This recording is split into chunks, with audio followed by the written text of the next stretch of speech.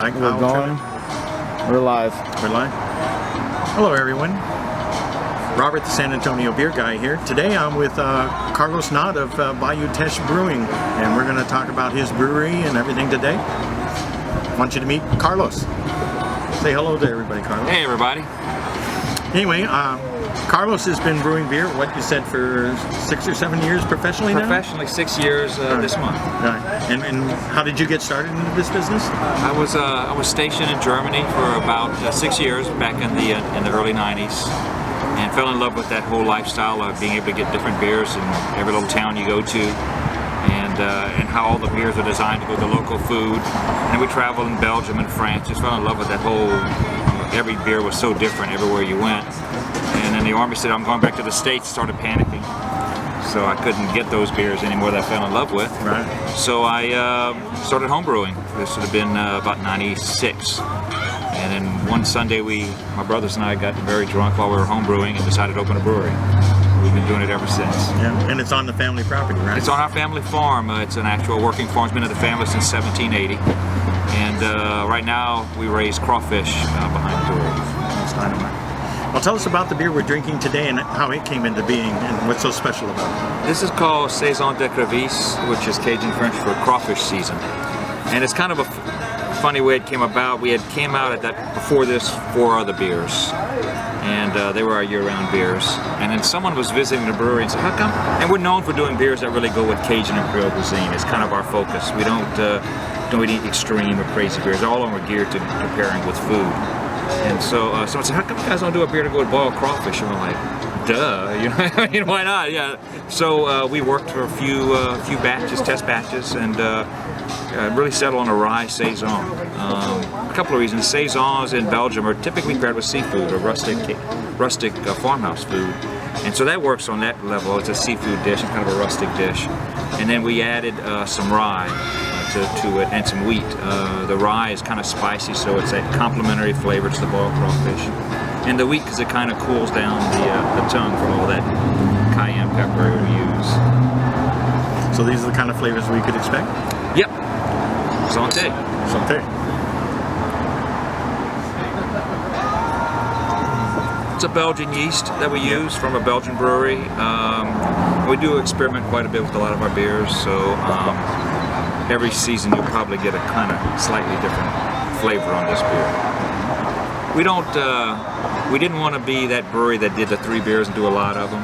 Mm-hmm. So we do 19 beers a year. Okay. Most of them are seasonals and one-offs. Because we have ADDs, like every month, like, hey, we got to do a different beer.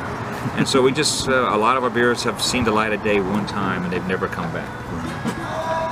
What are some of the other beers that you make that we could have here in Texas that we could buy? Well, we do a series of IPAs. Mm-hmm. The first one every year is a strawberry IPA.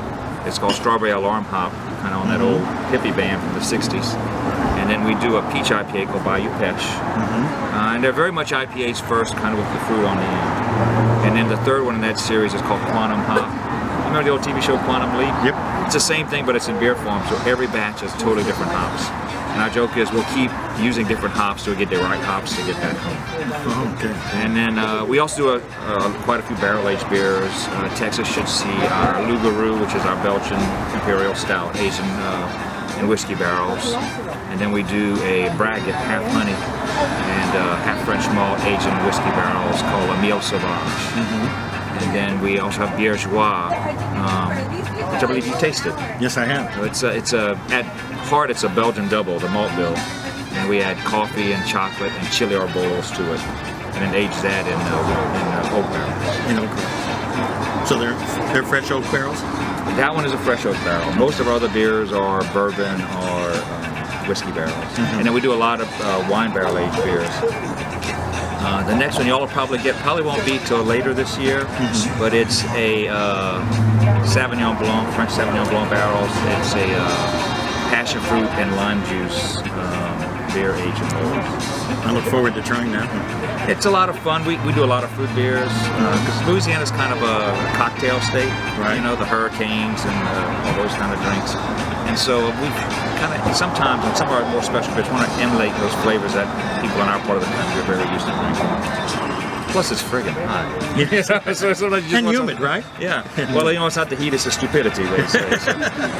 So yeah, we definitely try to do those beers that are refreshing as well. Even though they're big beers, they're still somewhat refreshing. So what do you see for the future for BayouTeche thinking forward? Well, we're a small brewery and we kind of plan to stay that way. We're building it kind of one brick at a time.